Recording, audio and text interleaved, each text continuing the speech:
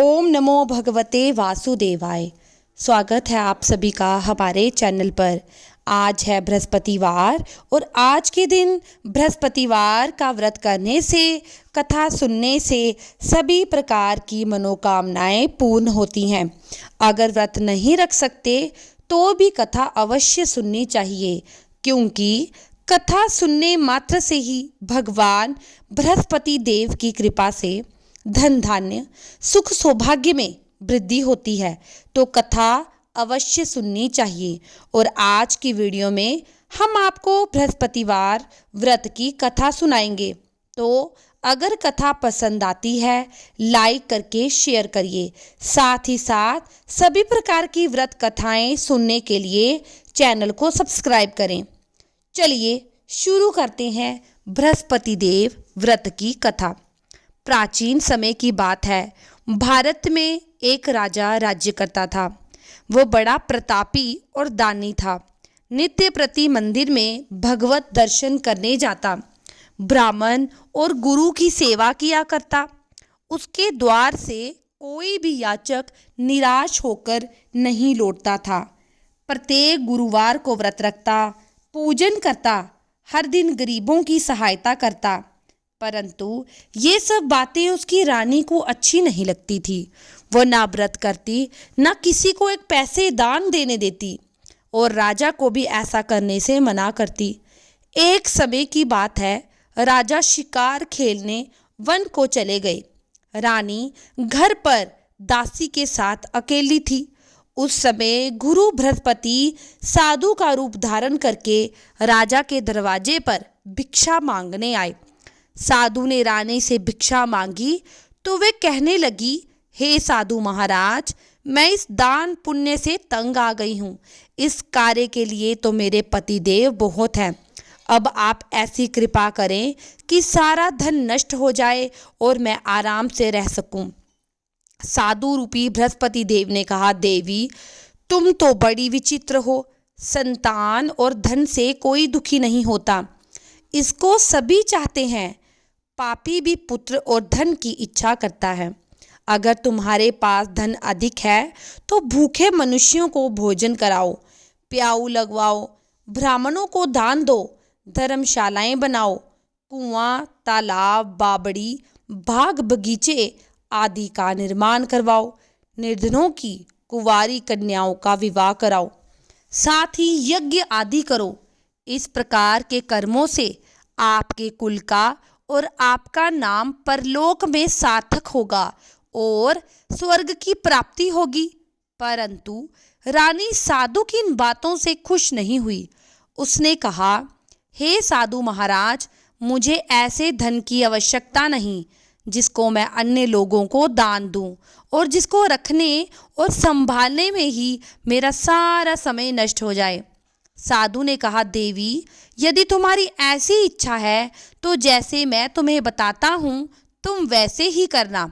बृहस्पतिवार के दिन घर को गोबर से लीपना, अपने केशों को पीली मिट्टी से धोना, केशों को धोते समय स्नान करना, राजा से कहना वो हजामत कराए, भोजन में मांस मदिरा खाना, कपड़ा धोबी के यहाँ धुलने डालना।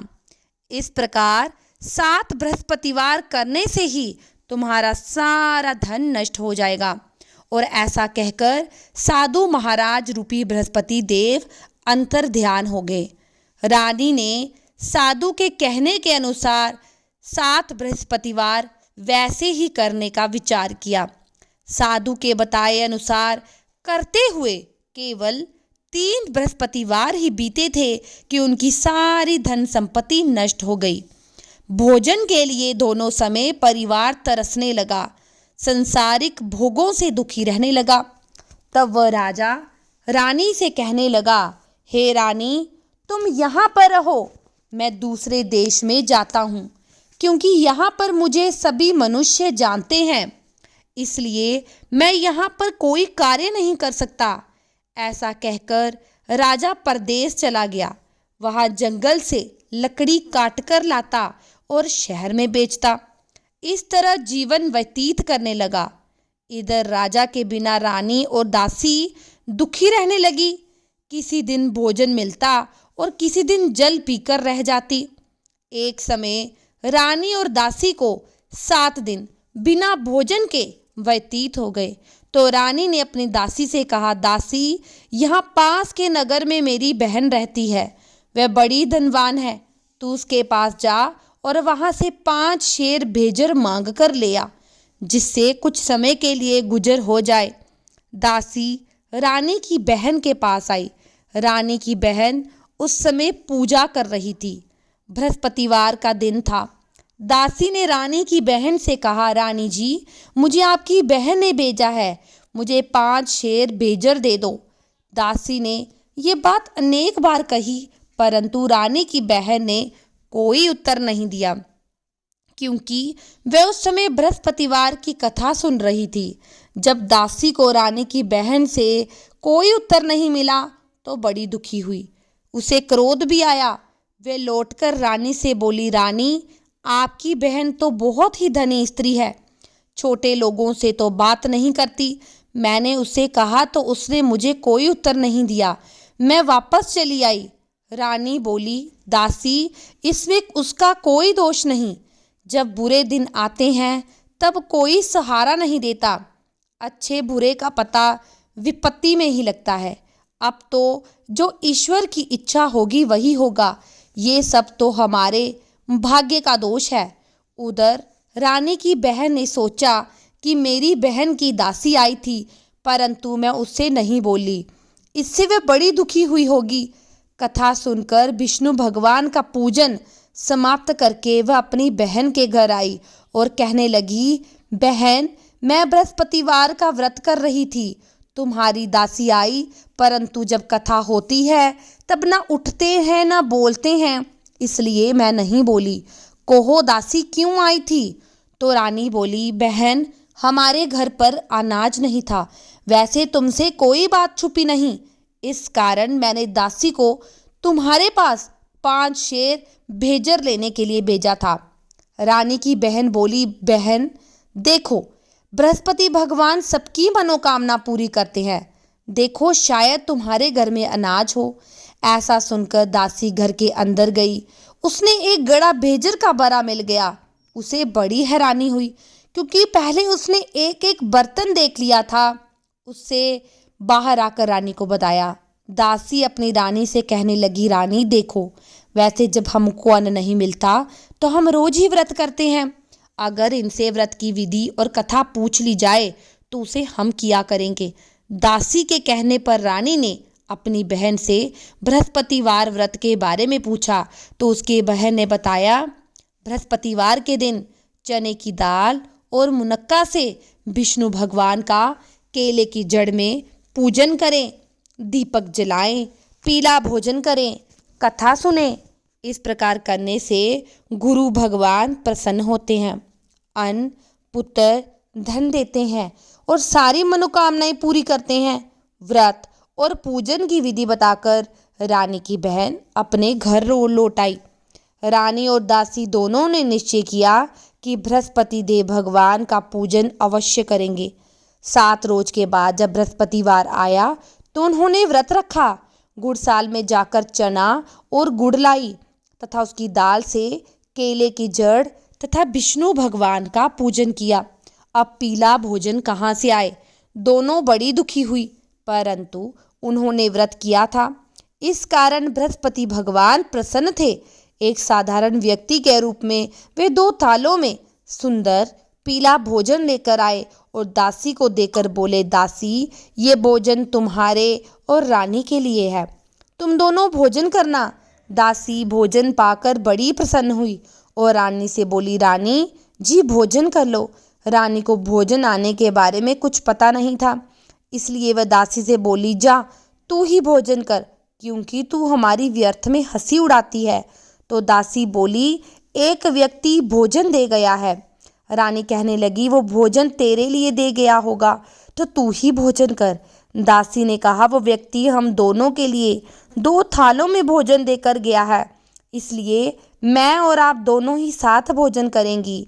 दोनों ने गुरु भगवान को नमस्कार करके भोजन शुरू किया। उसके बाद वे प्रत्येक बृहस्पतिवार को गुरु भगवान का व्रत और पूजन करने लगी।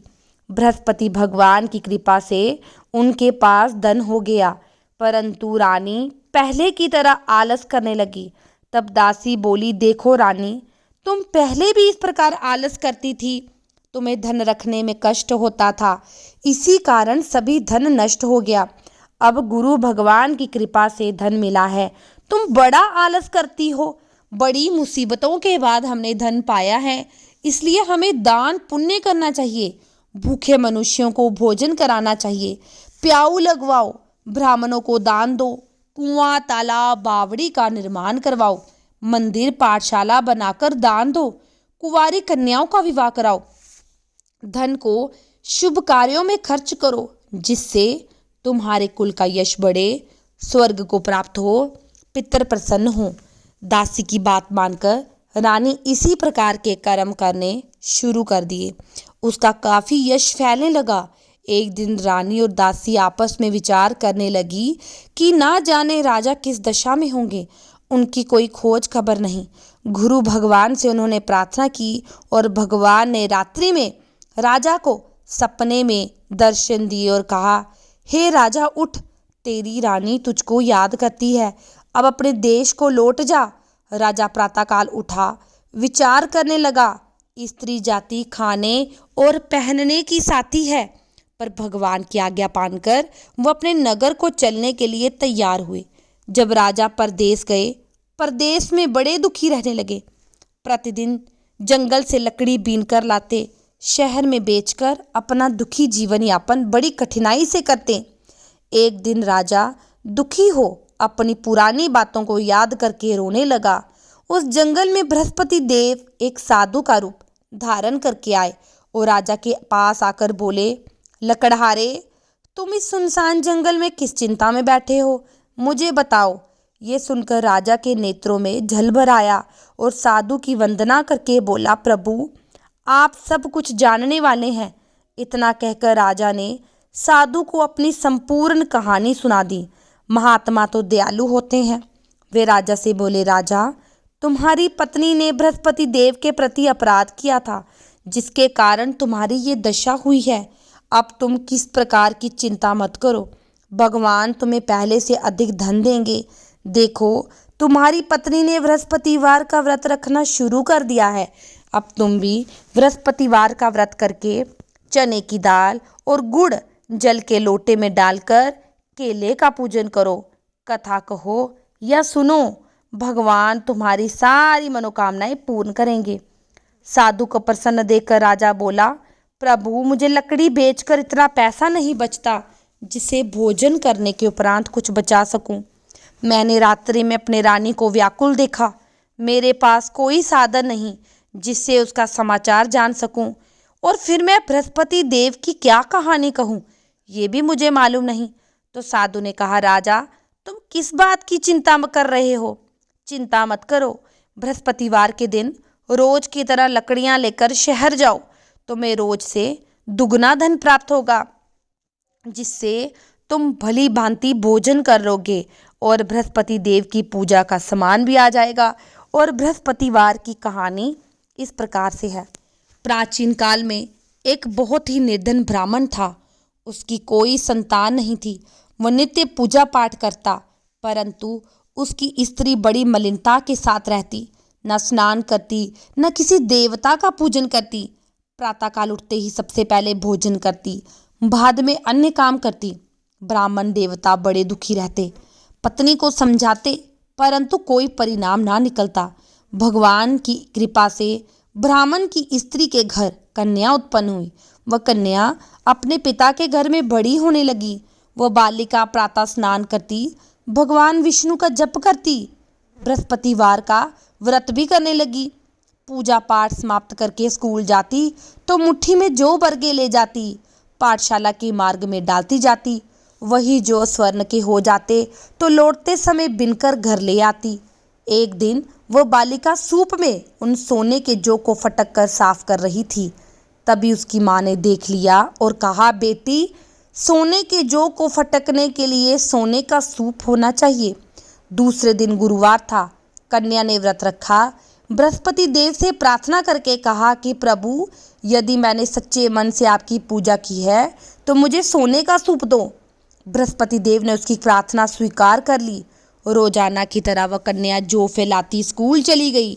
स्कूल से लौटकर जब वो जौ बीन रही थी तो बृहस्पति देव की कृपा से उसे सोने का सूप मिला। उसे घर ले आई और उसमें जौ साफ करने लगी, परंतु उसकी माँ का वही ढंग रहा। एक दिन की बात है, वह कन्या सोने के सूप में जौ साफ कर रही थी। उसी समय उस नगर का राजकुमार वहां से होकर निकला। उसके कार्य को देखकर उस पर मोहित हो गया और राजमहल में आकर भोजन जल त्याग कर उदास होकर लेट गया। जब राजा को राजकुमार द्वारा अन्न जल त्यागने का समाचार प्राप्त हुआ तो मंत्रियों के साथ अपने पुत्र के पास गए और बोले, बेटा, तुम्हें किस बात का कष्ट है? किसी ने अपमान किया है अथवा कोई और कारण है? मुझे बताओ, मैं वही करूँगा जिससे तुम्हें प्रसन्नता हो। तो राजकुमार ने अपने पिता की बात सुनी तो बोला, मुझे आपकी कृपा से किसी बात का कोई दुख नहीं। किसी ने मेरा अपमान नहीं किया, परंतु मैं उस लड़की के साथ विवाह करना चाहता हूँ जो सोने के जौ में सूप में साफ कर रही थी। ये सुनकर राजा आश्चर्य में पड़ गया और बोला, ऐसी कौन सी कन्या है जो सोने के सूप में जौ साफ कर रही थी? बेटा, इस तरह की कन्या का पता तुम ही लगाओ, मैं उसके साथ तुम्हारा विवाह अवश्य करूंगा। राजकुमार ने राजा को उस लड़की के घर का पता बताया। मंत्री उस लड़की के घर गए, राजा का आदेश ब्राह्मण को सुनाया और कुछ ही दिन के बाद ब्राह्मण की कन्या का विवाह राजकुमार के साथ संपन्न हुआ। कन्या के घर से जाते ही ब्राह्मण देवता के घर में पहले की तरह गरीबी का निवास हो गया। भोजन के लिए अन्न बड़ी मुश्किल से मिलता। एक दिन दुखी होकर ब्राह्मण देवता अपनी बेटी से मिलने गए। बेटी ने पिता की दुखी अवस्था को देखकर अपनी माँ का समाचार पूछा तो ब्राह्मण ने सारा हाल कह दिया। कन्या ने बहुत सा धन देकर अपने पिता को विदा किया। इस तरह ब्राह्मण का समय सुखपूर्वक व्यतीत हो गया। लेकिन कुछ दिन के बाद वही हाल हो गया। ब्राह्मण फिर अपनी कन्या के यहाँ गया और सभी हाल कहा तो पुत्री बोली, पिताजी, आप माता को यहाँ लाओ, मैं उन्हें विधि बता दूंगी जिससे गरीबी दूर होगी। ब्राह्मण देवता अपनी स्त्री को साथ लेकर राजमहल अपनी पुत्री के पास पहुँचे। पुत्री ने माँ को समझाने का बड़ा प्रयास किया, परंतु उसकी माँ वही करती जो वो पहले करती थी, नहाने से पहले ही भोजन कर लेती। परंतु पुत्री को अब अपनी माँ पर एक दिन बहुत गुस्सा आया। उसने बोला, तुम प्रातःकाल उठकर स्नान क्यों नहीं करती और भगवान विष्णु का पूजन क्यों नहीं करती? तुम ऐसा करोगी तो भी तुम्हारी दरिद्रता दूर होगी। उसकी बात नहीं मान रही थी। एक दिन उसकी पुत्री को और बड़ा गुस्सा आया। एक रात को कोठरी से सारा सामान निकाल दिया, अपनी माँ को उसमें बंद किया। प्रातःकाल उसे निकाला और स्नान करवा के पूजा पाठ करवाया तो उसकी बुद्धि ठीक हो गई।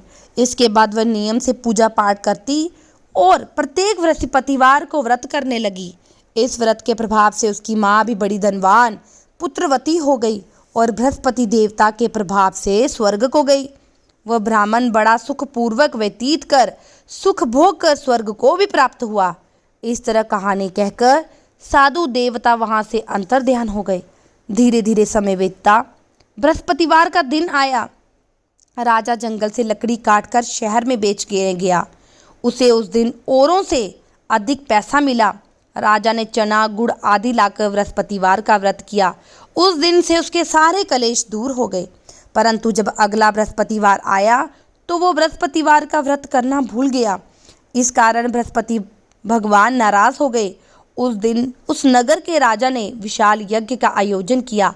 अपने समस्त राज्य में घोषणा करवा दी, कोई भी मनुष्य अपने घर में भोजन ना बनाए, आग ना जलाए।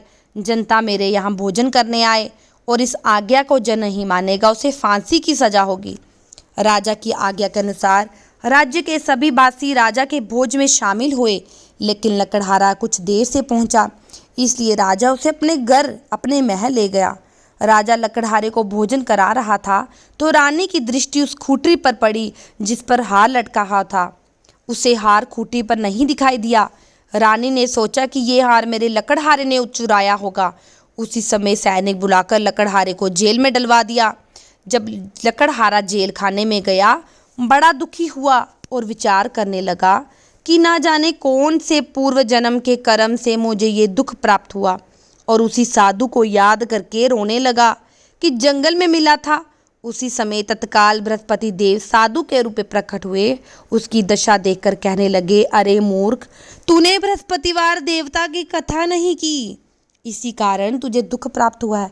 चिंता मत कर, बृहस्पतिवार के दिन जेल खाने के दरवाजे पर 4 पैसे पड़े मिलेंगे, उनसे तू बृहस्पति देव की पूजा करना, तभी तेरे सारे कष्ट दूर होंगे। अगले बृहस्पतिवार उसे जेल के द्वार पर 4 पैसे मिले। पूजा का सामान मंगवाकर कथा कही, प्रसाद बांटा। उसी रात्रि को बृहस्पति देव ने उस नगर के राजा को सपने में कहा कि राजा, तूने जिस आदमी को जेल खाने में बंद किया है वह निर्दोष है, वह राजा है, उसे छोड़ दे। रानी का हार उसी खूंटी पर लटका है, अगर तू ऐसा नहीं करेगा तो मैं तेरे राज्य को नष्ट कर दूंगा। राजा प्रातःकाल उठा, खूंटी पर हार टंगा देकर लकड़हारे को बुलाकर क्षमा मांगी। राजा के योग्य सुंदर वस्त्र आभूषण भेंट करके उसे विदा किया। गुरुदेव की आज्ञा के अनुसार राजा अपने नगर को चल पड़ा। जब राजा नगर के निकट पहुंचा, उसे बड़ा आश्चर्य हुआ। नगर में पहले से अधिक तालाब, बाग, कुएं, बड़ी सी धर्मशालाएं, मंदिर बनाए हुए थे। राजा ने पूछा, ये किसका भाग धर्मशाला है? तब नगर के सब लोग कहने लगे, ये सब रानी और दासी ने बनवाए हैं।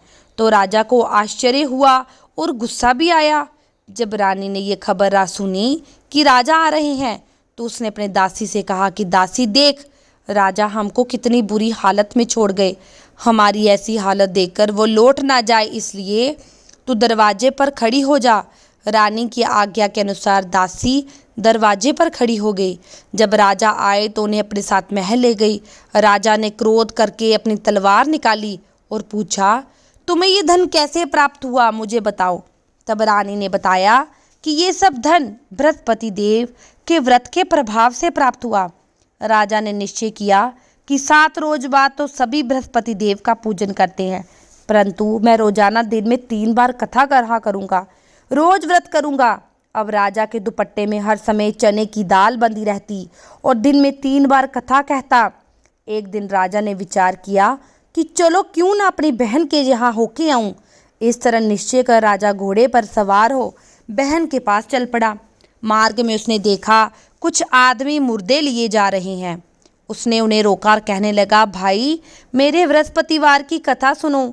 तो वो बोले, हमारा आदमी मर गया और तुम्हें कथा की पड़ी है। परंतु कुछ आदमी बोले, कहो अपनी कथा।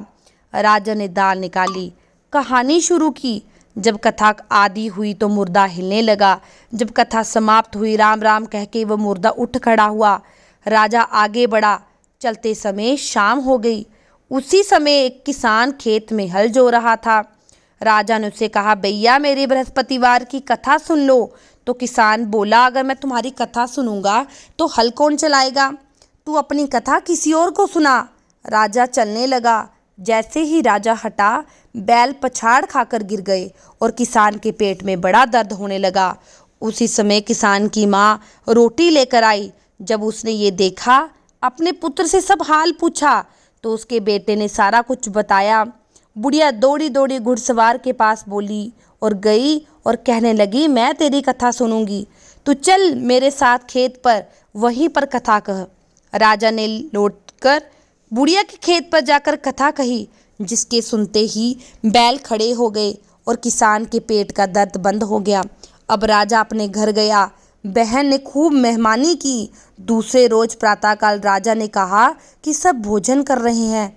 राजा ने अपनी बहन से पूछा, कोई ऐसा मनुष्य है जिसने भोजन नहीं किया हो जो मेरी कथा सुन ले? तो बहन बोली, ये देश ऐसा है, पहले यहाँ लोग भोजन करते हैं फिर काम करते हैं। चलिए मैं पड़ोस में देख लगती हूँ, अगर कोई ऐसा व्यक्ति होगा तो आप उसे कथा सुनाएं। उसने पड़ोस में देखा, कोई व्यक्ति ऐसा नहीं मिला जिसने खाना नहीं खाया हो। अंत में वो एक कुम्हार के घर गई। उसका लड़का 3 दिन से बीमार था, उसने खाना नहीं खाया था। राजा ने कुम्हार से कहा कि क्या मैं तुम्हें बृहस्पतिवार की कथा सुनाऊं? तो बृहस्पतिवार के बेटे ने कहा, सुनाओ। जैसे ही कथा समाप्त हुई, उस कुम्हार का बेटा ठीक हो गया।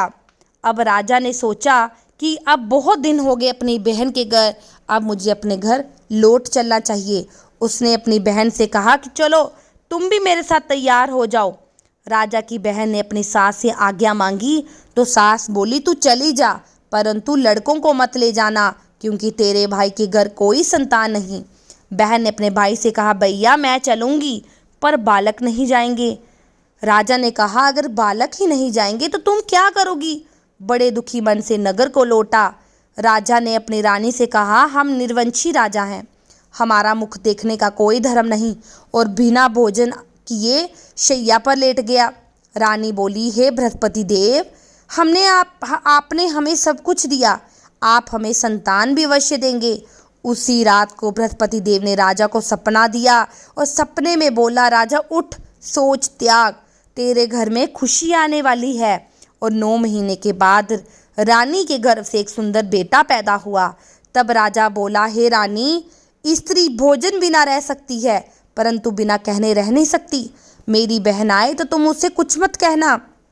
रानी ने हाँ कह दी। जब राजा की बहन ने ये शुभ समाचार सुना, बड़ी खुश हुई, बधाई लेकर भाई के यहाँ आई। तो रानी ने कहा, घोड़ा चढ़ाकर नहीं आई, गधा चढ़ी आई। तो राजा की बहन बोली, भाभी, अगर मैं इस प्रकार ना कहती तो तुम्हें औलाद कैसे मिलती? बृहस्पति देव ऐसे ही हैं, जिसके मन में कामना है सभी की पूर्ण करते हैं। जो सद्भावना मन से बृहस्पतिवार का व्रत करता है, कथा पढ़ता है, सुनता है, दूसरों को सुनाता है, बृहस्पति देव उसकी सारी मनोकामनाएं पूरी करते हैं। बृहस्पति देव उनकी सदैव रक्षा करते हैं। जो संसार में सद्भावना से गुरुदेव का पूजन और व्रत सच्चे हृदय से करते हैं, उनकी सभी मनोकामनाएं पूरी होती हैं। जैसे सच्ची भावना से रानी और राजा ने बृहस्पति देव की कथा का गुणगान किया, तो उनकी सभी इच्छाएं बृहस्पति देव ने पूरी की। इसलिए सबको कथा सुनने के बाद प्रसाद लेकर जाना चाहिए और हृदय से उनका मनन करते हुए जयकारा लगाना चाहिए। अब चलिए हम लोग बृहस्पति देव की आरती कर लेते हैं। ओम जय बृहस्पति देवा, स्वामी जय बृहस्पति देवा, छिन छिन भोग लगाऊं, कंदली फल मेवा।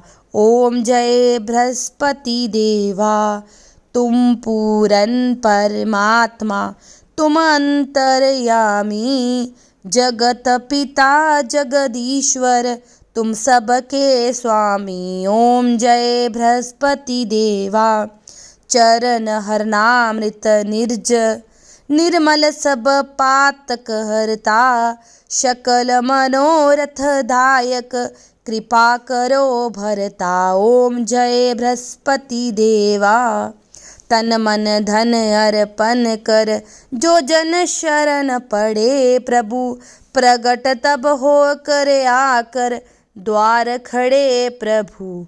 ओम जय बृहस्पति देवा, दीन दयाल दयानिधि, भगतन हितकारी, पाप दोष सब हरता, भवबंधन हारी। ओम जय बृहस्पति देवा, सकल मनोरथ दायक, सब संशय हारो, प्रभि संशय हारो, विषय विकार मिटाओ, संतन सुखकारी। ओम जय बृहस्पति देवा, जो कोई आरती प्रभु की प्रेम सहित गावे, जेठांद आनंद कर, निश्चय फल पावे। ओम जय बृहस्पति देवा। बोलिए भगवान बृहस्पति देव की जय। मैं उम्मीद करती हूँ आपको बृहस्पति देव की कथा अवश्य लगी होगी और आपने इस कथा को अंत तक अवश्य सुना होगा। अगर आपने इस कथा को सुना है, इस चैनल को औरों के साथ भी शेयर करें, ताकि जितना ज्ञान आपको मिला है वो भी इस कथा को सुने। और चैनल को लाइक शेयर सब्सक्राइब जरूर करें और कमेंट सेक्शन में ओम नमो भगवते वासुदेवाय अवश्य मिले।